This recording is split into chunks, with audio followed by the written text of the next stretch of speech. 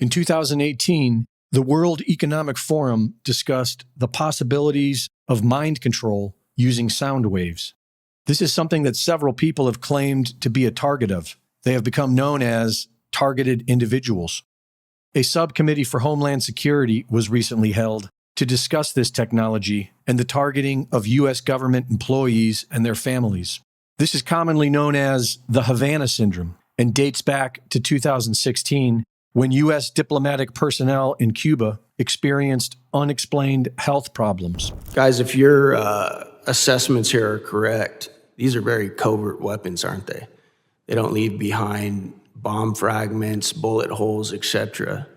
They could absolutely be used by our adversaries and have very low levels of, very easy to deny that they were even there, that they were used. Is that correct? That's correct. There's no entry or exit wound. How they're designed is to make the target feel like they're crazy, like they're imagining things, especially on the low duration, the low intensity, long duration hits. Have any of you three panelists ever seen one of these weapons? I have seen a 1991 version of the weapon, and it looks like a satellite dish with a unit this size attached to it. And of course, over the years, miniaturization has been possible. Obviously, there's a limitation to how miniaturized it can be because of the antenna size, which is always related to the wave.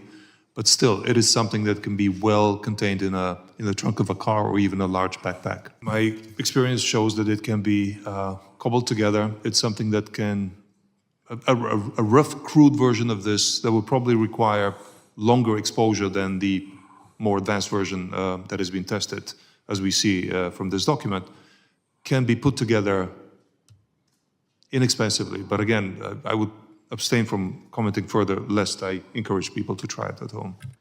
What you all are saying is there's a government cover-up of the fact that something is out there afflicting, targeting us. The government in the IC assessment is wrong. It's dead wrong. I can't tell you if it's a cover-up, why they're doing this, malfeasance. I won't go there. So cover-up would depend on intent. There could be good reasons to withhold information. I will say that the public statements that the executive branch is making is inconsistent with the classified record.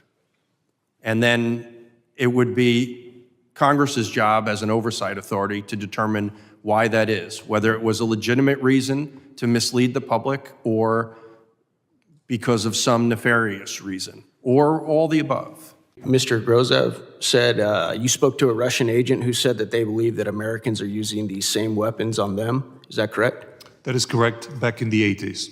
Might that have something to do with part of the CIA's motive to cover up the existence of this tech and these weapons? That is a very logical possibility. While it was admitted that this technology is being used, the discussion was focused primarily on Russia, as if to create more incentive to escalate war with the Russian Federation.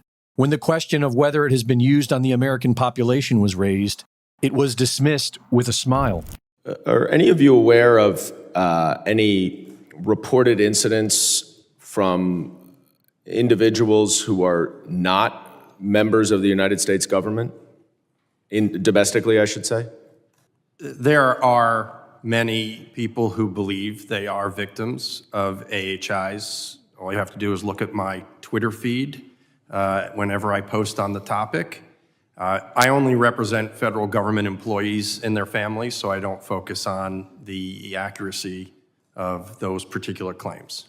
There is plenty of evidence showing that the targeted individuals who claim to be victims of this were the guinea pigs in today's all-out assault on the American people. And our government is far more concerned with starting another war. Reporting for InfoWars, this is Greg Reese.